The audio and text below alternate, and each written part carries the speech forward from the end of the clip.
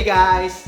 Good day sa inyong lahat. Ako nga pala si Arns and ngayon pag-uusapan natin ang tungkol sa Acer Aspire 3. Isa itong budget-friendly laptop na sulit na sa specs, making it a great option for students, casual users, and anyone na medyo tight yung budget. Take note, this is the cheapest, if not one of the cheapest Acer laptops na meron tayo dito sa all world. Tara, samahan nyo akong mag-unbox itong laptop na. Ito pala yung box niya with the Acer logo on top. Bali yung nasa loob ng box, meron tayong Acer laptop itself, meron tayong manual, power adapter, at power cable. Tsaka yung touchpad niya is large and very responsive. Dito sa gilid, meron din tayong makikitang sticker na nakalagay yung model name niya. Merong nakasulat na Aspire 314. Bali naka-indicate dito yung LPDDR5 for faster data transit, TNR for better images, low light conditions, Acer Purified Voice, USB 3.2 for faster full connection Type-C connector, tsaka meron ding HDMI 2.1. Sa dimensions, meron siyang height na 18.9mm, width 328.3mm, tsaka depth na 217.15mm. Yung weight niya is 1.4 kilograms.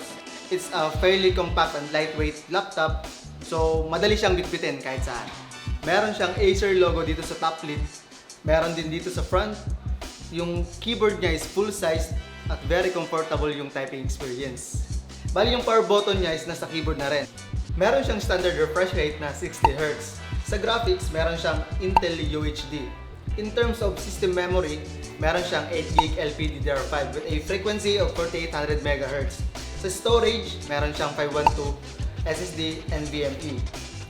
Yung webcam naman niya is 720p HD webcam. Yun, so gamit natin ngayon ang kanyang front cam. Meron siyang 720p HD camera with 0.3 megapixels. So okay na siya for video recording and video calls. Yung mic naman niya, malakas yung input. Saktong-saktong i-partner sa 2 built-in speakers niya. Ganito pala siya kalakas pag ginamitan natin siya ng sound level meter. Makikita natin yung heat indication sa kanyang keyboard using our thermal imager. Bale, yung laptop na to, ginamit ko kanina from 9 AM hanggang ngayon 2 PM nag-shoot kami. Tapos, nag-download ako ng ibang games like Dota and CSGO. So makikita natin na medyo mainit sa part ng kanyang exhaust fan. Pero overall, okay naman yung heat index ng laptop na to. Sa specifications, meron siyang Intel N100 processor. Ang Intel N100 processor is an entry-level CPU para sa mga thin and light laptops from Alder Lake N series. It was announced in early 2023 and offers no performance cores pero merong 4 efficient cores. Hindi niya supported ang hyper-threading at meron siyang clock speed na 1 to 3.4 GHz. Ang performance ng kanyang e-cores ay similar sa mga old Skylake cores. Pwede natin may compare sa Core i7-6700HU. All cores can use up to 6 MB L3 cache. Take note, meron siya dito sa baba, Acer sticker to remind you of the warranty. So make sure na intact yung sticker, walang tampering, because once na tira yung sticker, automatic ma-avoid yung warranty. At mamaya, bubuksan natin yung laptop para makita kung ano yung mga pwedeng i-upgrade, kung ano yung mga laman ng laptop na to.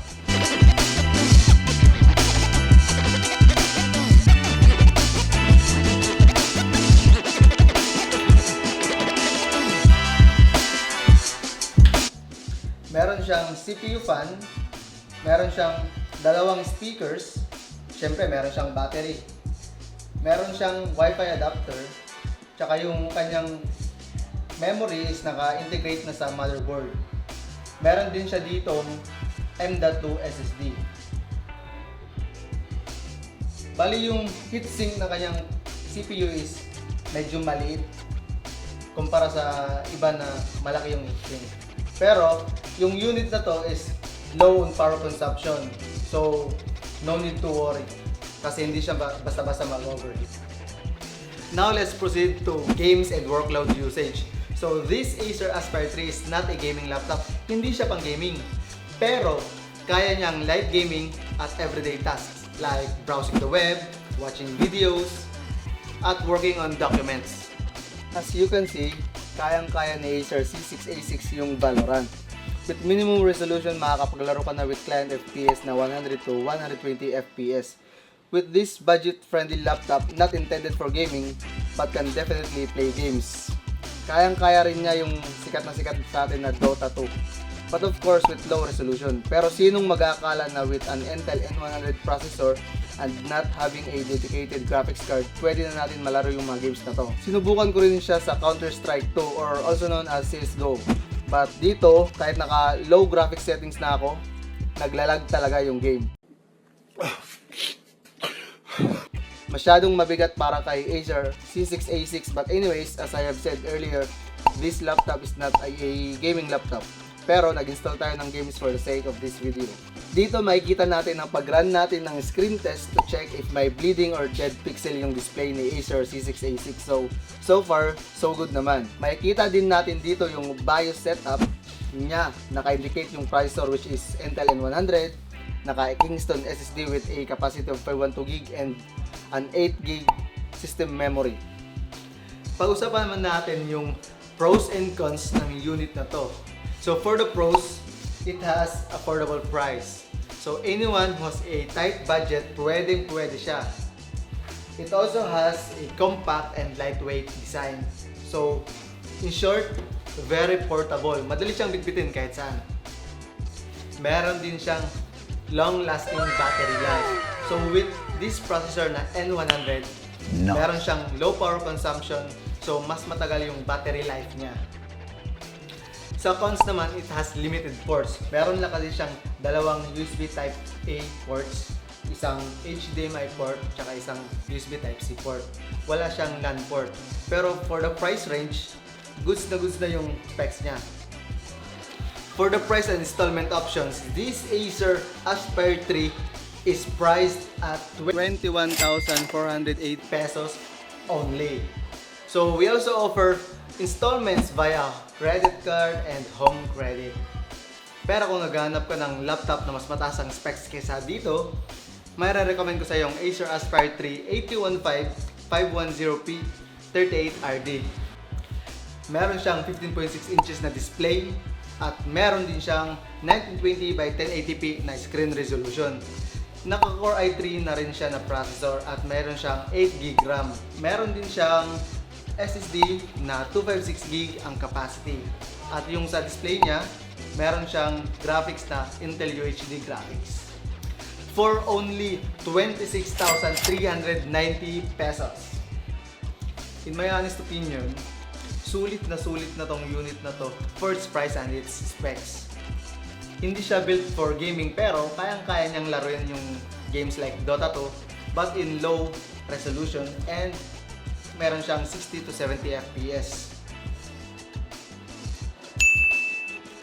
Kung gusto mong mag-purchase nitong Acer Aspire 3, pwede kang bumisita sa iba't ibang branches namin or you can message us at our Facebook page, All World Communications. Thanks for watching our unboxing video about this Acer Aspire 3 A314360P C6A6. So kung naghahanap ko ng budget-friendly laptop, ito na ang best option para sa inyo. So sana nakatulong sa inyo ang video na to. Please like and subscribe to our YouTube channel for more tech videos and be sure to visit our Facebook page, All World Communications. Huwag nyo rin kalimutan ang aming website, allworld.com.ph for more promos and our latest deals. Ito nga pa lang yung Kuya Arns, your tech partner, signing out.